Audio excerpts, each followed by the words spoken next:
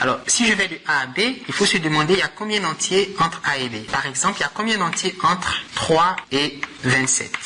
5 moins 3 plus 1, ça fait 3. Il y a 3 entiers entre 3 et 5. Entre 3 et 27, il y a 27 moins 3 plus 1.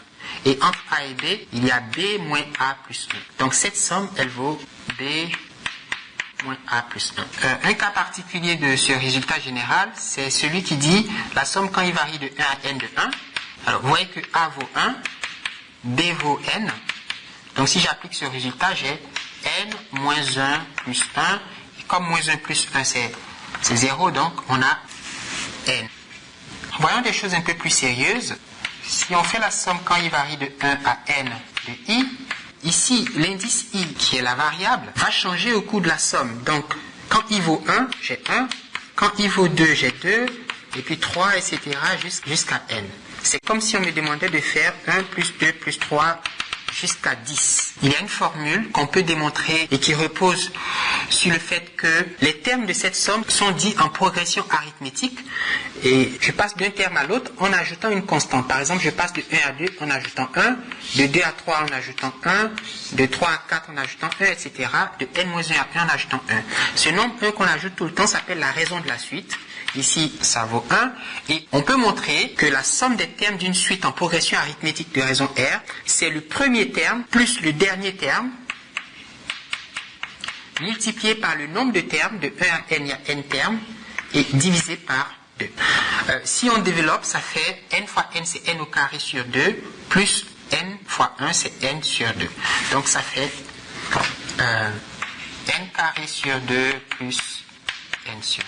Et une formule proche de celle-là, mais qui dit la somme quand i varie de 1 à n de i au carré, par exemple 1 au carré, plus 2 au carré, plus 3 au carré, jusqu'à 10 au carré. Plus généralement, jusqu'à n au carré. Donc si je mets ici n, la question c'est que vaut cette somme? Alors on peut montrer, et je ne fais pas la démonstration parce que c'est juste des rappels, n au cube sur 3, plus n au carré sur 2, plus n sur 6. Et en fait, lorsque i varie de 1 à n, la somme de i au cube, c'est n à la 4 sur 4, plus n à la 3 sur 2, plus n à la 2 sur 4. Donc, par exemple, si je dois calculer la somme quand i varie de 1 à 24 de i au carré, je vais faire 24 au cube sur 3, plus 24 au carré sur 2, plus 24 sur 6. Voyons les propriétés des fonctions logarithmes. Donc, la définition d'une fonction logarithme. Le logarithme d'une quantité x en base a, c'est le logarithme népérien de x divisé par le logarithme népérien de a. Le logarithme népérien de x, c'est le logarithme en base e, x. E est le nombre de népeurs.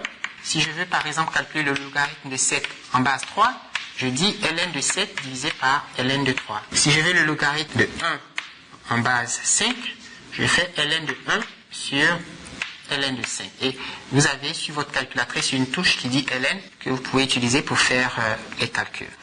Alors, la courbe de la fonction logarithme, d'abord les logarithmes ne sont pas définis en 0, donc elle a une asymptote verticale qui est la droite des ordonnées, et puis elle s'annule en 1. Ça veut dire le logarithme en base a de 1, c'est 0, quelle que soit la base a, mais avec une base a strictement positive. Donc ça c'est le logarithme a de x, ici j'ai x.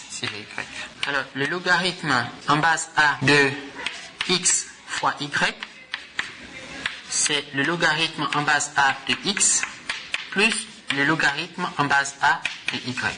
Et puis, le logarithme en base a d'un rapport, d'une division.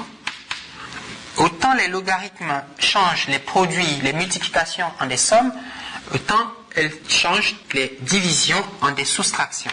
Donc, pour diviser deux nombres, si je passe dans le monde logarithmique, la division devient une soustraction. Le logarithme en base a de a exposant x, puisque la fonction logarithme et la fonction exponentielle sont inverses l'une de l'autre, les logarithmes et les exponentielles s'annulent, donc ça va faire ce quelque chose. Ça va faire x. Si donc vous demandez le logarithme en base 7 de 7 exposant 3, ça fait 3. Alors c'est vrai pour l'inverse.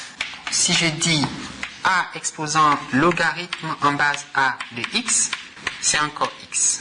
Donc 3 exposant log en base 3 de 47, eh bien c'est 47. Tout ça, c'est l'exposant de ce nombre, n'est-ce pas? Évidemment, le logarithme en base A de A, si je remplace x par 1, donc ici j'ai 1.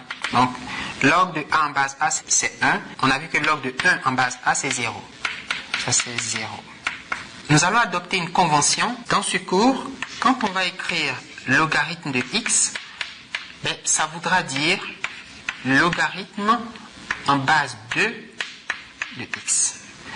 Alors, cette base 2, vous savez, c'est la base du système de numération binaire qui ne considère que deux symboles 0 et 1. Toutes les analyses où on écrit log de x, en fait, c'est log de x en base 2. Résultat important, mais celui-là, je vais le démontrer parce qu'il est très élégant. Pour tout nombre a et b convenablement choisi, si je fais a exposant le logarithme de x en base b, je trouve la même chose que si je fais x, le logarithme avec la même base, et puis ici je mets a. Je peux permuter les quantités a et x sans changer la valeur. Donc, voici la preuve. Je pars du fait que ln de x sur ln de a, c'est ln de x divisé par, puisque je vois ici b, je vais diviser par ln de b sur ln de a divisé par ln de b. Parce que nous savons, ln de x sur ln de b, c'est le logarithme de x en base b, et puis ln de a sur ln de b, c'est le logarithme de a en base b. Et ça, c'est égal à ln de x sur... Alors, je vais faire le produit en croix, le produit croisé. Je fais ça fois ça égale ça fois ça. Ln de x fois log de a en base b,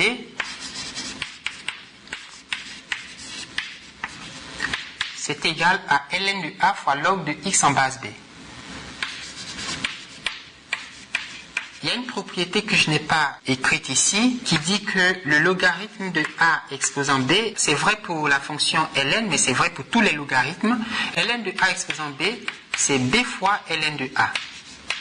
Donc la fonction logarithme a cette propriété élégante que de faire tomber les exposants. Si vous dites c'est quoi le logarithme de 3 exposant 9, eh bien c'est 9 fois le logarithme de 3. C'est b fois le logarithme de a. Donc fort de ce résultat, je peux écrire que ceci est égal au logarithme de x exposant cet objet. X exposant le logarithme de a en base b.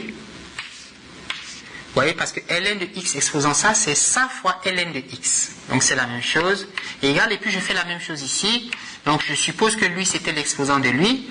Et donc j'ai ln de a exposant le logarithme de x en base b. Et comme j'ai deux quantités qui sont égales en logarithme, et la fonction ln croissante, elle est même injective, j'ai montré avec un dessin. Ça veut dire que si vous me donnez deux nombres a et b, et que b est plus grand que a, le logarithme de b sera aussi plus grand que le logarithme de a.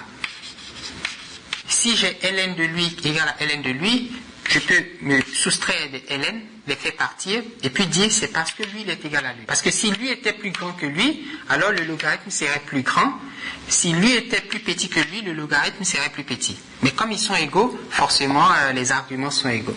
Donc j'ai x exposant log b a égale à a exposant log b x.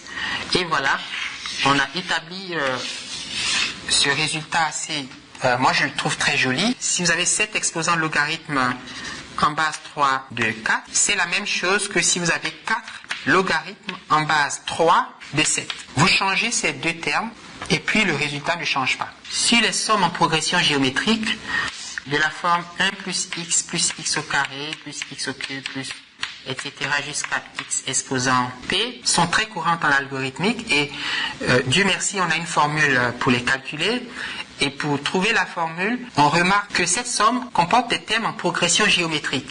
Et une suite géométrique, ça veut dire que je passe du précédent au suivant en multipliant par une même quantité, ici x, et puis ici je multiplie par x. On dit que la raison de la suite est x. 0 à p, il y a p plus un terme. On a montré quand on était très jeune, au lycée ou au collège, que cette somme s'écrit le premier terme qui vaut 1, facteur de la raison, exposant le nombre de termes, il y a p plus un terme, moins 1 sur la raison moins 1, à condition que x ne soit pas égal à 1. Par exemple, 1 plus 1 tiers au carré, plus 1 tiers au cube, plus 1 tiers à la 4 plus 1 tiers à la 5, je demande que vaut cette somme. Eh bien, j'ai une somme en progression géométrique.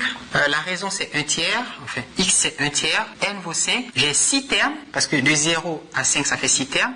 Donc, j'aurai un facteur de... Bon, disons, appliquons cette formule. Donc, on a 1 tiers exposant 6 moins 1. Oh, pardon. Ici, c'est 1. C'est pas x. Moins 1 sur 1 tiers moins 1. Et le résultat que vous trouvez, c'est exactement ce que vous trouvez si vous prenez une calculatrice et que vous faites la somme. Alors, il y a une règle importante en calcul qu'on appelle la règle de L'Hopital qui dit la chose suivante. Si vous faites la limite quand x tend vers a de f de x sur g de x et que vous trouvez l'infini sur l'infini ou bien 0 sur 0, nous savons que ce sont des formes indéterminées. Comment se sortir de ces mauvais pas? Une forme indéterminée, c'est pas la fin du monde. Ça veut dire qu'il faut faire quelque chose pour résoudre le problème. Qu'est-ce qu'on fait? Eh bien, la règle de L'Hopital dit il faut prendre simplement les dérivés du numérateur et du dénominateur et puis faire le calcul. Évidemment, il faut que les fonctions f et g soient dérivables, blablabla. Les dérivés vont exister pour nous, donc on n'aura pas de problème. Donc lui, il dit quand vous avez ça, eh bien, qu'est-ce que vous faites? Vous prenez la limite de la dérivée du numérateur sur la dérivée du dénominateur. Et puis, si vous trouvez encore l'infini sur l'infini ou bien 0 sur 0, c'est-à-dire si vous avez les formes indéterminées, qu'est-ce que vous faites? Eh bien, vous continuez. Tant que les fonctions f et g sont dérivables, vous continuez. Vous avez f'', donc deuxième dérivée de f sur la deuxième dérivée de g. Donc, supposons que j'ai à calculer la limite. Si je fais le calcul direct, je trouve l'infini sur l'infini. C'est une forme indéterminée et la règle de L'Hopital me dit de prendre la dérivée de cette fonction par rapport à la variable, ici par rapport à n. Donc, j'aurai 6n plus 7 sur 8n. Je prends la limite quand n tend vers l'infini. Je remplace n par l'infini, je trouve encore infini sur infini, c'est une forme indéterminée. Je prends encore la dérivée. Donc j'ai 6 sur 8. Mais la limite d'une constante, c'est la constante. Et 6 huitièmes, c'est 3 quarts.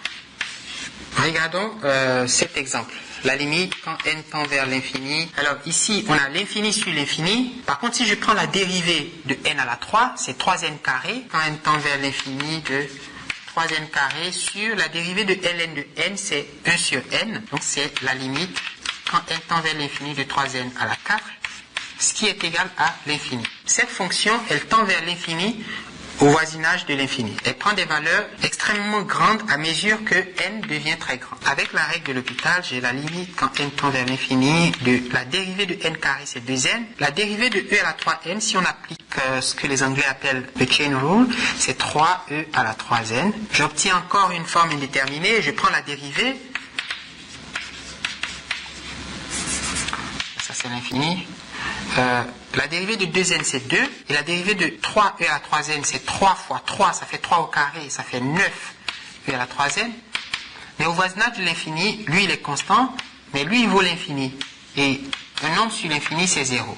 Donc cette fonction, ce rapport, il tend vers 0 lorsque n devient très grand.